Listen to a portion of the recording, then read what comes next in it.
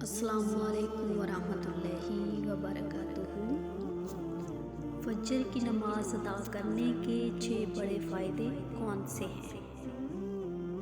پہلا فائدہ، نبی کریم صلی اللہ علیہ وآلہ وسلم نے ارشاد فرمایا کہ جس شخص نے فجر کی نماز ادا کی وہ اللہ تعالیٰ کی ذمہ داری میں آ گیا۔ سبحان اللہ۔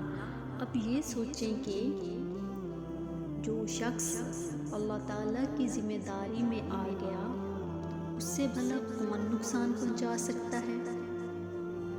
اور دوسرا سب سے بڑا فائدہ، جس شخص نے 2 ٹھنڈی نمازیں ادا کی یعنی فجر اور عصر کی نماز، وہ شخص جنت میں داخل ہوگا۔ اور تیسرا سب سے بڑا فائدہ یہ ہے کہ نبی کریم صلی اللہ علیہ وآلہ وسلم نے ارشاد فرمایا کہ جس شخص نے عشاء کی نماز باجماعت ادا کی وہ شخص ایسے ہے جیسے آدھی رات اس نے عبادت میں گزاری۔ جس شخص نے فجر کی نماز باجماعت ادا کی گویا تو وہ شخص بھی ایسے ہے جیسے ساری رات اس نے عبادت میں گزاری۔ سبحان اللہ۔ چوتھا سب سے بڑا فائدہ یہ ہے کہ نبی کریم صلی اللہ علیہ وآلہ وسلم نے ارشاد فرمایا کہ فجر کی 2 سنتیں یہ دنیا اور اس دنیا میں جو کچھ بھی ہے ان سب سے زیادہ افضل ہے۔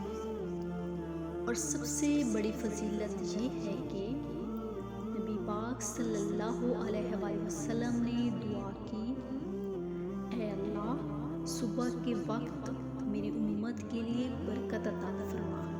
اگر آپ فجر کی نماز ادا کرتے ہیں اور اس میں جو بھی دعائیں مانگتے ہیں، آپ دن بھر کچھ بھی کرتے ہیں، کوئی کام کرتے ہیں، جاب پہ جاتے ہیں، اینی تھنگ کچھ بھی کرتے ہیں، تو اس کے لیے رسول پاک صلی اللہ علیہ وآلہ وسلم نے دعا کی کہ یا اللہ ان کے لیے برکت عطا فرما۔